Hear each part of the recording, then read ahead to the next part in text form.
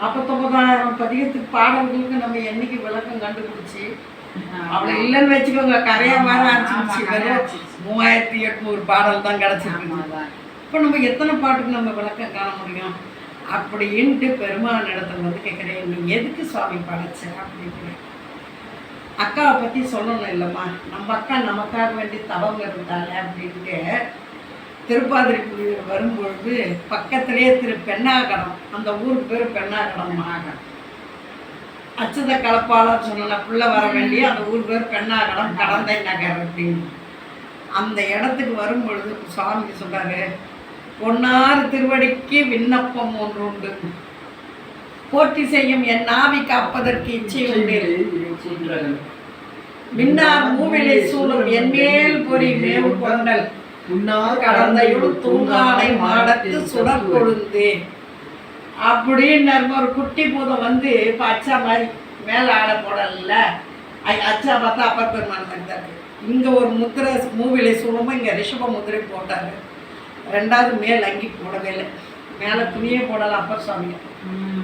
ஆடையும் கந்தை, இவ்வளோதான் ஆடையே.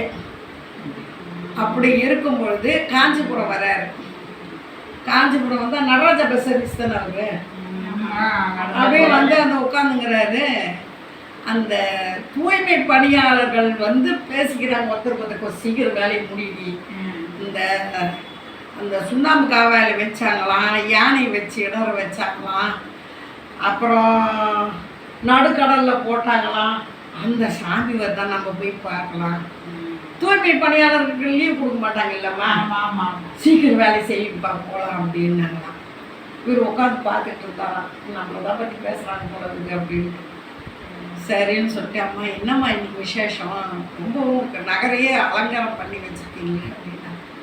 இல்லைங்க ஐயா, ஐயாவை பார்க்கணுன்னு ஆசையாக இருக்குது, நாங்களும் சீக்கிரம் பண்ணி முடிச்சா தான் போய் பார்க்க முடியும் அப்படின்னு. கொடும் சூளையால் அவதி உற்று 50 ஆண்டு கால புற சமயத்தை சார்ந்த பாவி நந்தாம்மா அப்படின்னா. நான் தான் அப்பர் பெருமான்னு சொல்லி காலத்துக்கு கொடுக்கல, அப்படியே அழுதாராம். அவங்க என்ன பண்ணாங்க, இப்போ யாராவது வீட்டுக்கு வந்துட்டாங்கன்னா தொடப்பு பெருக்கிட்டே இருக்கணும், வந்துட்டாங்கன்னா டக்குன்னு தொடப்பை ஓர வைக்கிறாங்க.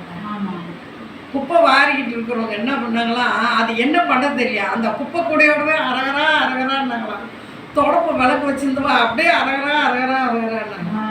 அப்போ சொன்னாராம், நான் இங்கே இந்த உழவார பணியில் எங்கே ஒரு நாள் இல்லைன்னா ஒரு நாள் கர்வம் வந்துருமோன்னு நினச்சா, இவங்க செய்கிற பணியை நினைக்கும் பொழுது எனக்கு அந்த மாதிரி வரக்கூடாதுன்னு அவங்க திருவடியை விழுந்து வணங்கினாங்க.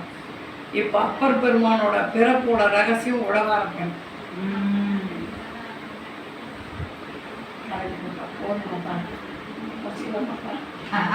கேட்டுக்கிட்டே இருக்கலாமா?